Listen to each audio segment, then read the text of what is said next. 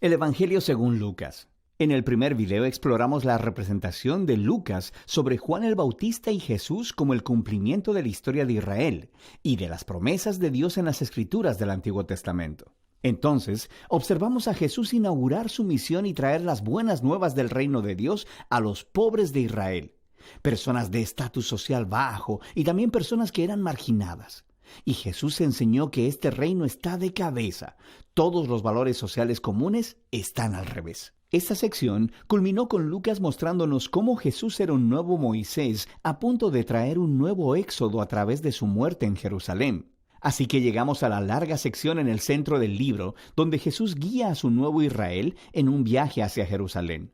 Esta parte del libro consiste principalmente en las enseñanzas y parábolas de Jesús dadas en el camino a varias personas con las que se encontraba, principalmente a su creciente grupo de discípulos. De esta manera, Lucas ilustra el seguir a Jesús como un viaje, como algo que haces donde aprendes mientras vas por el camino de la vida. De manera que, primero, Jesús invita a sus discípulos a esta misión mientras envía a un grupo de ellos a adelantarse anunciando el reino de Dios. Desde el principio, ser un discípulo significa participar en la misión del reino de Jesús apropiándote de ella. Y conforme los discípulos de Jesús regresan, Él empieza a dar varias enseñanzas acerca de la oración, acerca de confiar en la provisión de Dios. De hecho, es en estos capítulos de Lucas que Jesús habla más acerca del dinero, las posesiones y la generosidad que en cualquier otra de sus enseñanzas. Si seguirle a Él es realmente como andar por un camino, debe producir esta mentalidad minimalista, creando una libertad de las posesiones que permite la generosidad radical. Otro tema clave en estos capítulos es la continua misión de Jesús para los pobres. Así que, mientras viaja, Él sigue formando a su nuevo Israel y se encuentra con muchas personas que están enfermas o ciegas. Él se encuentra con samaritanos que son antiguos enemigos del pueblo judío y con Zaqueo, un hombre judío pero que dirige la recolección de impuestos para los romanos. Todos estos marginados sociales se encuentran con Jesús y son transformados por este encuentro. Así que se unen a su comunidad del reino, la cual Jesús describe como una gran fiesta de banquete. Él está aquí para buscar y salvar a los perdidos. Así que está celebrando cuando las personas descubren la misericordia de Dios. Pero no todos en esta fiesta están felices. Lucas incluye múltiples historias de Jesús en banquetes con los líderes de Israel, y todas se convierten en acalorados debates donde Jesús confronta su orgullo e hipocresía. Y así, estos banquetes, en contraste, son capturados de la manera más memorable en la parábola del hijo pródigo. Un padre tiene 2 hijos, y uno neciamente se va y desperdicia toda su herencia. Pero eventualmente regresa arrepentido, y su padre lo perdona y hace una gran fiesta para celebrar. Mi hijo que estaba perdido ha sido encontrado. Pero el hermano mayor, que jamás dejó a su padre, está enojado y resiente la generosidad de su padre hacia el hijo inmerecido. Ahora, en esta famosa parábola, Jesús está explicando toda la misión del reino a estos líderes. Sus fiestas representan la gozosa bienvenida de Dios a toda clase de personas en su familia. El único requisito es la humildad y el arrepentimiento. Así que esto resalta la tragedia de los líderes de Israel, quienes rechazan a Jesús y a su comunidad del reino de cabeza. Esta resistencia a Jesús crece y Él, finalmente, llega a Jerusalén para la Pascua. Conforme se acerca a la ciudad, Él está llorando.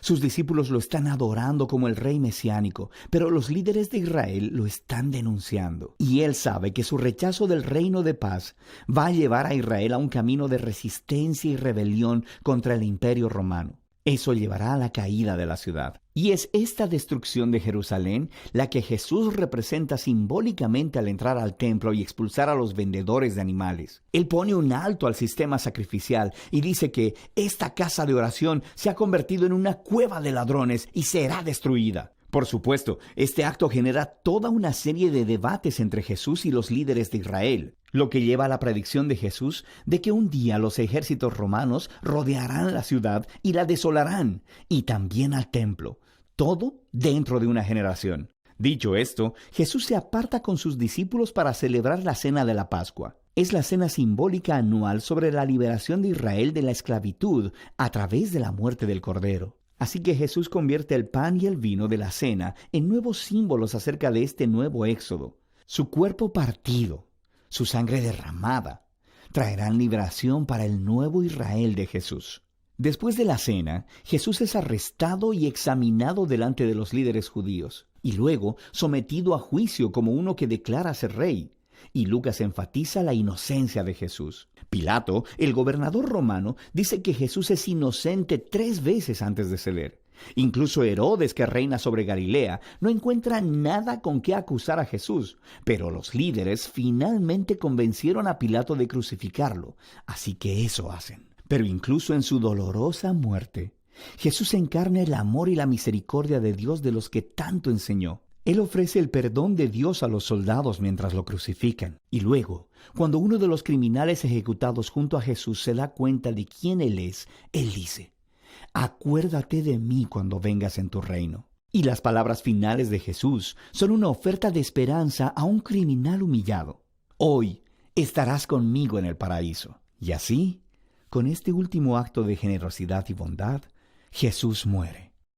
Su cuerpo es colocado en una tumba, y en el primer día de la semana, algunos de los discípulos de Jesús vienen a la tumba para encontrarla vacía. Y hay 2 figuras angélicas ahí, diciéndoles que Jesús está vivo, que se ha levantado de los muertos. Así que se van completamente asombrados. Y es aquí donde Lucas cuenta una de sus historias más hermosas. 2 de los discípulos de Jesús están saliendo de Jerusalén hacia una ciudad llamada Emaús, y están desconsolados por la muerte de Jesús. Y de pronto, Jesús está ahí, caminando a su lado, pero ellos no lo reconocen. Él les pregunta, ¿por qué están tan tristes?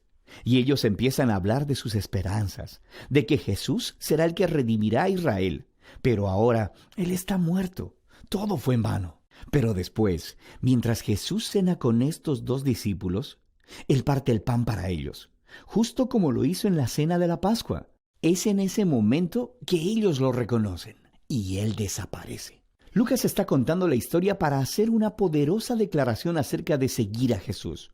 Cuando los discípulos de Jesús imponen su agenda y su perspectiva de la realidad sobre Jesús, Él permanece invisible y desconocido para ellos. Es solo cuando nos sometemos al reino de cabeza de Jesús que se representa en su cuerpo quebrantado en la cruz ofrecido en amor.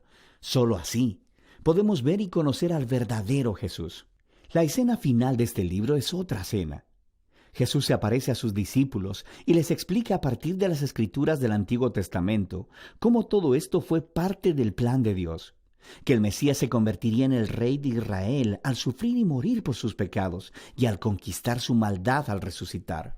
Así que ahora, como el profeta Simeón prometió en el capítulo 2, el reino de Jesús saldría de Israel para que el perdón de Dios pueda ser anunciado a las naciones y que todos sean invitados a seguir a Jesús. Pero Jesús le dice a sus discípulos que esperen en Jerusalén por la venida del Espíritu para empoderarlos para esta nueva misión. Y esto, por supuesto, hace que sigas leyendo el 2º volumen de Lucas, el libro de Hechos. Pero por ahora, este es el Evangelio según Lucas.